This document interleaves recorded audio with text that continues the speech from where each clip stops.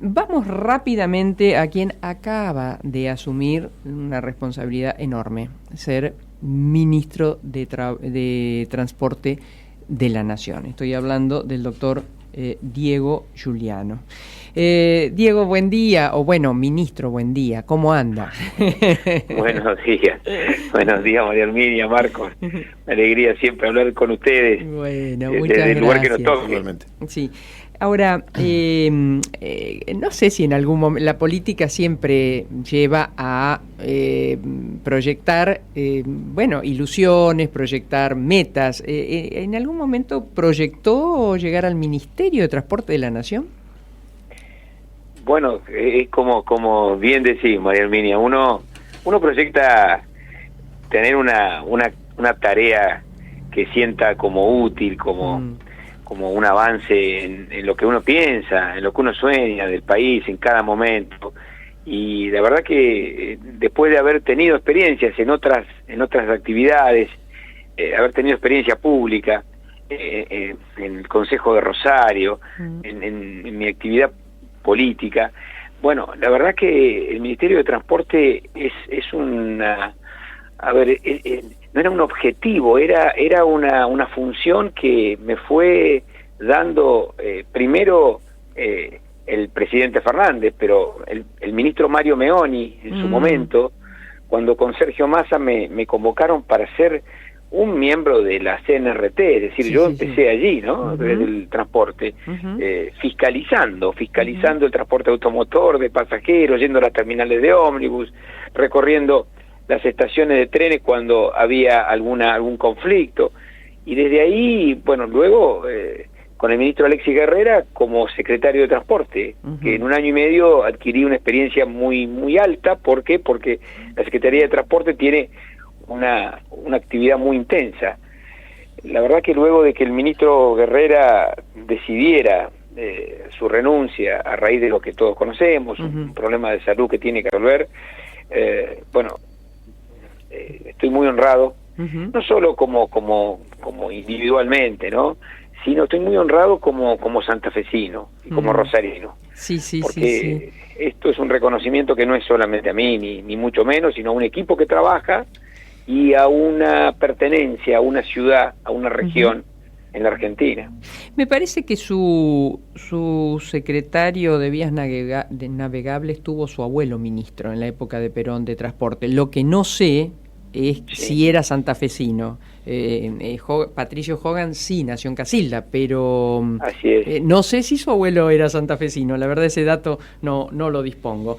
Bueno, es una familia radicada en Miramar. En Miramar, claro. En Miramar, pero con la mamá de Patricio es casildense. Claro. Sí, y ahí también se da otra cosa, ¿no? Que el padre intendente de General, creo que se llama Alvarado, ¿no? El municipio, y después él. Bueno, pero esto porque uno le gusta rastrear y saber la composición de su gabinete, quién lo va a acompañar. Pero vamos a empezar por lo principal. Principal desafío que usted, junto con el ministro de Economía y el presidente Alberto Fernández, se han fijado. Sí. En principio, la continuidad de un plan de modernización del transporte que venimos llevando adelante año a año con inversiones, pero fundamentalmente acompañar el transporte como una manera de acompañar el desarrollo económico del país. Si el transporte tiene que estar al servicio de este florecimiento de las economías regionales que tenemos que lograr. Y en esa mirada, en esa perspectiva, uno lee distinto, ¿no? Uno lee distinto cuando invierte en ferrocarriles, cuando invierte en la vía navegable troncal, cuando la expande. Es decir, la economía argentina en estos últimos tiempos ha tenido algunos momentos muy buenos desde el punto de vista productivo. Estamos en un récord de exportaciones. Estamos en una economía que se fue levantando con mucho ímpetu después de la pandemia, y el transporte tiene que ser un instrumental de ese crecimiento económico, de ese desarrollo de cada región. Siempre digo, el transporte baja costos logísticos y permite bajar los fletes, con lo cual el pequeño y mediano productor, el que no está tan cerca del puerto, el que tiene una pyme o toda la cadena de valor, hasta las más grandes industrias o exportadoras, en realidad el transporte tiene que ser un hilo que nos permita esto de facilitar el desarrollo argentino. Y nosotros con Sergio Massa lo miramos desde ese lugar y pusimos todo nuestro plan de transporte al servicio del desarrollo económico. Siempre hubo allí a lo largo del tiempo una traba o una pulseada en donde el camión le ganaba al resto. ¿Cómo va a manejar eso? Bueno, esto fue lo primero que me plantearon cuando me tocó ser secretario de Transporte, ¿no? Esta supuesta competencia entre el tren y el camión, y en el diálogo con los propios dirigentes gremiales, a los cuales les indicaban esta contradicción, es exactamente al revés. Yo me he encontrado con dirigentes, con empresarios, que interpretan el transporte desde un lugar multimodal. Es decir, cada uno encuentra su escala, y en su escala está yo diría su círculo virtuoso, porque la escala la escala económica, la productividad de un camión tiene que ver con 300, 400 kilómetros. Luego ya se produce una suerte de círculo antieconómico del camión. Y la escala del tren es de 500, 600, 1000 kilómetros para arriba. ¿Por qué? Porque estamos encontrándonos con un sistema ferroviario que tiene que acercar hacia los puertos, hacia los grandes puertos, y el barco. Y el avión cuando corresponde. Es decir, este es un sistema que tiene que funcionar en ese concepto sistémico, de sistema, y no de modalidades individuales y en contradicción permanente, porque esto que fue para mí siempre un cuestionamiento que se hacía cuando ejerzo la función, en este caso de ministro, pero antes de secretario de Transporte, veo una complementariedad virtuosa que es posible llevar adelante. ¿Y cree que eso a través de nodos, de puertos secos, de no sé, cómo lo piensa? Porque Argentina es vasto y tiene diferentes, por suerte, importantes economías regionales. Sin duda que es así. Primero tenemos una ventaja comparativa que, si bien conocemos de hace mucho tiempo, descubrimos no hace tanto. Digo, en la gran opinión pública, la vía navegable troncal aparece ahora como una cuestión estratégica. Antes era una cuestión más de especialistas. Hoy nosotros corrimos el velo de la vía navegable troncal. Una ventaja competitiva de la Argentina, le diría, y usted, María Herminia, conoce esto muy bien, única. ¿Por qué? Porque hay 3 grandes sistemas de vías navegables troncales en el mundo, y la Argentina tiene una. Luego está el Mississippi, el Volga, pero digo, la Argentina tiene esa posibilidad de perforar el territorio con barcos oceánicos. Entonces, cuando usted sale a la costa de Rosario o va a Timbúes y ve barcos que están en el medio del mar y que llegan a esta profundidad en el territorio santafesino, y que obviamente nosotros estamos trabajando Santa Fe al norte, con inversiones, con dragado, con balizamiento, eso tiene una capilaridad económica que permite un desarrollo, y que cuando el gobernador de Chaco lo plantea en Barranqueras y el gobernador de Corrientes lo plantea en sus propios puertos, y el de Entre Ríos dice lo mismo, y ayer recibí mi primer encuentro fue con el gobernador de Misiones, que justamente estamos viendo cómo expandimos la vía navegable troncal después de Confluencia para la llegada a los puertos misioneros y a los puertos formoseños.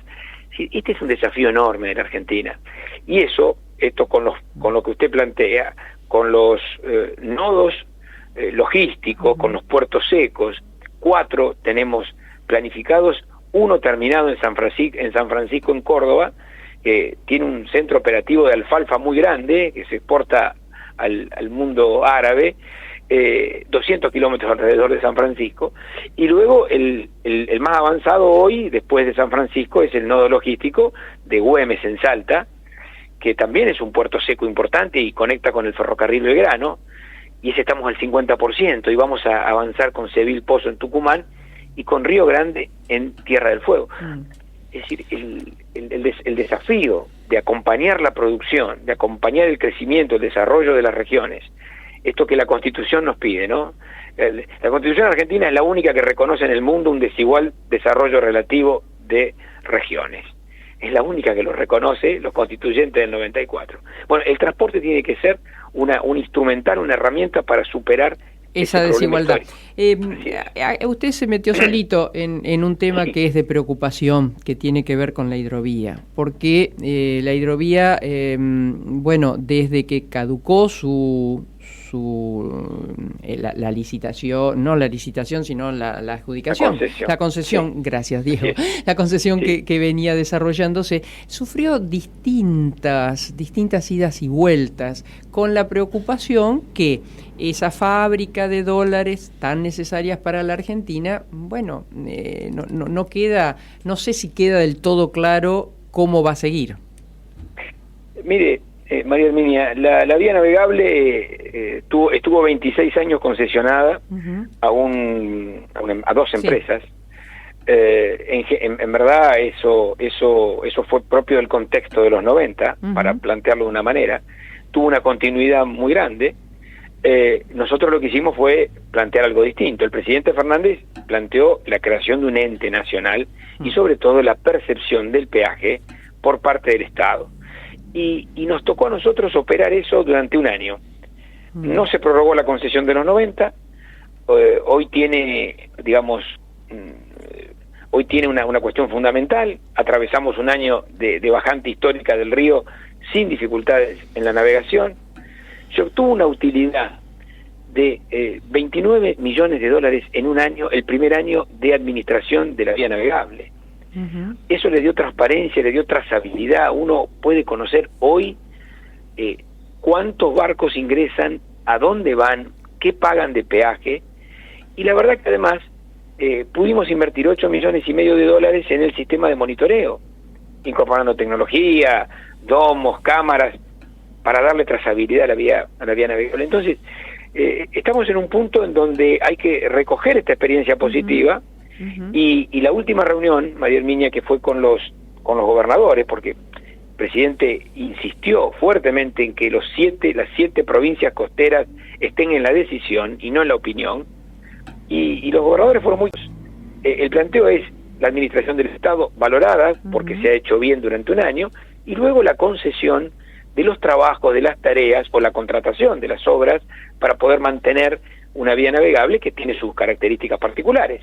Es un ente vivo el río, que se modifica permanentemente, y que hay que dragar, balizar y además extender esta vía navegable. Entonces, esa es nuestra tarea. Y usted vio que el presidente, en el momento en que me tocó jurar, me habló de esto, me habló precisamente de esto, y me lo dijo como rosarino. Además. Le mandé un mensaje, dígale a Juliano, no, mentira. Bueno, usted tuvo que ver con el conocimiento que el presidente tiene de mí.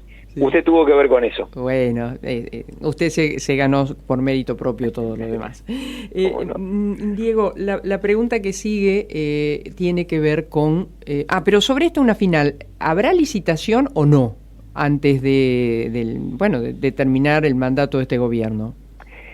Si usted mira las instrucciones del Consejo Federal de la Hidrovía, de los 7 gobernadores y el gobierno y nosotros, el Ministerio de Transporte, el concepto es una gestión de parte de AGP que tendrá que licitar por vía de concesión o de contratación de obra los trabajos para llevar adelante las obras de mantenimiento y de expansión de la vía navegable. Este es el modelo planteado por los 7 gobernadores y por el presidente. Bueno, y ahora otro tema que para el interior es muy importante. Sé que tengo, creo que 4 minutitos más para usted, y es el tema del transporte urbano de pasajeros, tanto empresarios como trabajadores veían una diferenciación absurda y brutal entre lo que se pagaba por pasajero y por pasaje en el AMBA y lo que ocurría en el interior del país, y los subsidios también, desparejos, con gran injusticia. A partir del nuevo presupuesto, ¿eso se equipara o todavía no? Lo que hicimos fue llevar el problema, porque es un verdadero problema que no es un fenómeno de la naturaleza. Es un problema que surge de una fotografía que nos dejaron en el 2018 en aquel momento cuando se firmó el consenso fiscal con el presidente Macri. Digamos, ese consenso fiscal, que fue una exigencia probablemente de algún organismo financiero, lo que llevó es a un resultado que es el que todos estamos viendo. Es decir, prácticamente se eliminó el aporte compensatorio al transporte del interior, pero además engancharon las 32 líneas de la Ciudad de Buenos Aires en el subsidio federal, algo que no es equitativo, porque cada provincia y la propia Ciudad de Buenos Aires deben administrar y gestionar su propio transporte. No es una materia que han delegado al Estado Nacional, y está muy bien que sea así. Ahora, la Ciudad de Buenos Aires va a tener que reconocer que tiene que administrar su transporte, y en verdad también tengo que decir, estamos en un proceso en donde ya ha reconocido el sostenimiento de más del 50% de su transporte, a raíz de esta gestión que fuimos haciendo con el ministro Guerrera y yo en estos últimos años, sobre todo en el último año. Entonces, esa es la distorsión. ¿Cómo hacemos para superar esta distorsión?